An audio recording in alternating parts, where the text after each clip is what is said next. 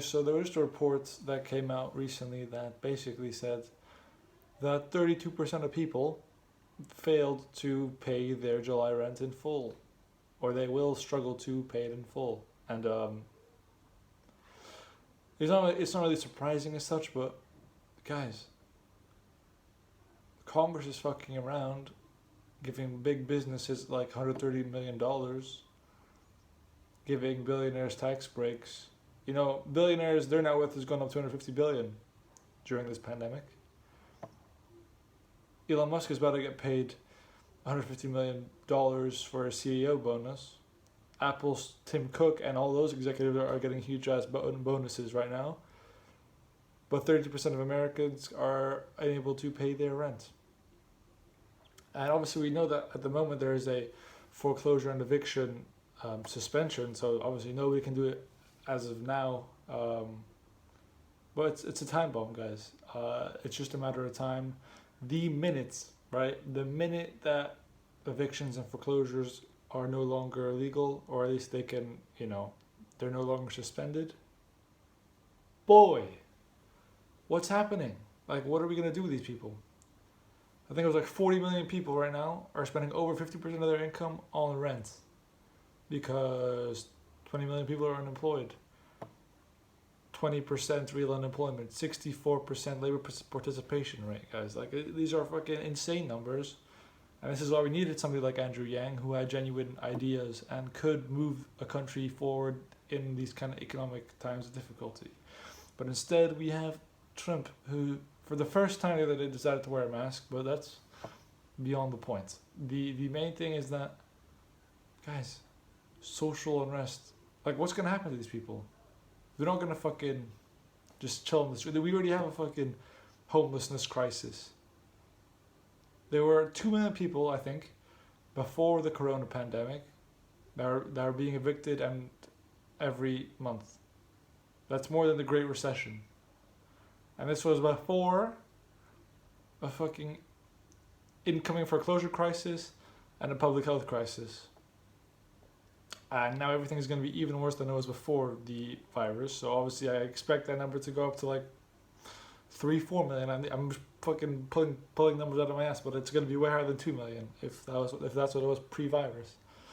And guys, let's not forget, like, the whole system kind of works off each other. So you need the renters to pay, you need the tenants to pay the landlords pay the banks, they kind of to pay off their debts and all that good stuff.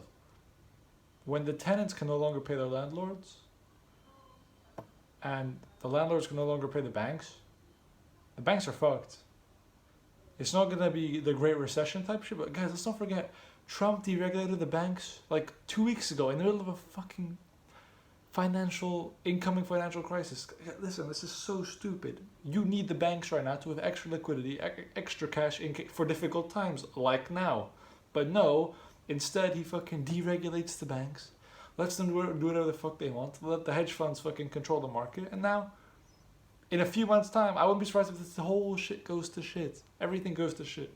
Because you fucking let the banks fuck around. You know what happens when the banks fuck around? They fuck everybody over because they're an integral part to a working economy. And once you give them too much freedom and they make a mistake, everybody has to pay the price for it. And then when they do make that mistake, we're the ones who don't get, like in 2008, who got paid? Fucking the banks, not us, not the kids that got fucked over by the banks, but the banks themselves. So we save the failing businesses, we socialize the losses, and we privatize the gains. This is our current system. And all these fucking conservatives saying, oh guys, we need capitalism. Yes, we do. We need capitalism, not fucking saving dead businesses or dead banks. Let them die. Who gives a shit? In a bankruptcy, the employers are the ones that win, not the fucking investors and people that invested in their debt or in stock or in private equity. Those are the guys that get fucked over, not the employers. Or sorry, not the employees, sorry. So, listen, it's a time bomb. And with the flip of a switch one day, unless there's some dramatic fucking actions by Congress, fiscally, there's going to be a fucking huge, Great Recession, maybe even worse than the Great Recession level housing crisis that could be on the horizon. Um, and this is kind of how it is, because it's not like Corona. It's not like Corona's getting better. Like everybody's acting like, Trump's acting like life's fine again. But like, if you fucking dealt with it in the first place, maybe we wouldn't have a fucking second continuation of the first spike. And we're not even on the second. This is the first spike still, and it's been like 4 months. Why the fuck is Germany having like 2,000 active cases after 2 months, but then America has fucking like 1.4 million? Why? Not just, please somebody explain it to me. I want to know. Oh wait, I do know. It's because they all fucked it over. They all fucked it up, and they all politicized it. And as a result, people politicized it and chose sides, and the whole contrarianism society thing led to even more deaths than was necessary, and more virus cases than necessary. And then as a result, the economy gets fucked over.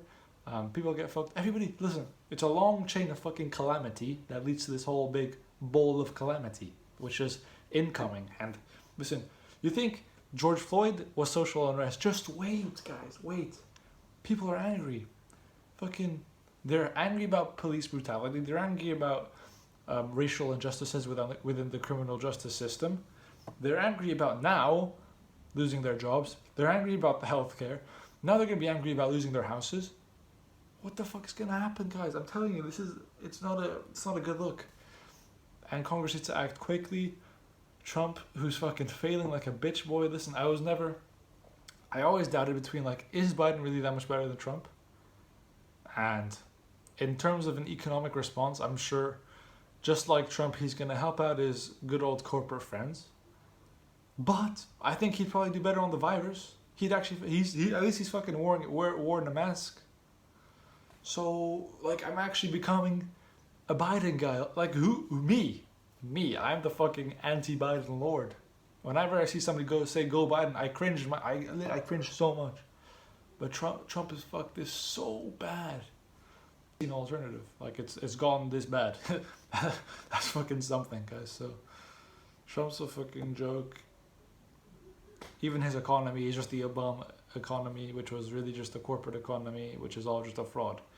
So listen, they try to play us, and if you had my boy Burn Dog or my boy Andrew Yang, then like life would be so much fucking easier right now. Because you think, okay, Trump, he's only got 5 more months, and then it'll be over because we got Yang, a good progressive who has genuinely good new ideas that will try to solve issues of people and not keep on helping out corporate donors and keep bailing them out even when they're the one who fuck people over, and saving bad dead businesses. Like, why is Purdue Pharma, a bankrupt business who filed for bankruptcy like 2 weeks ago, still donating to people's campaigns?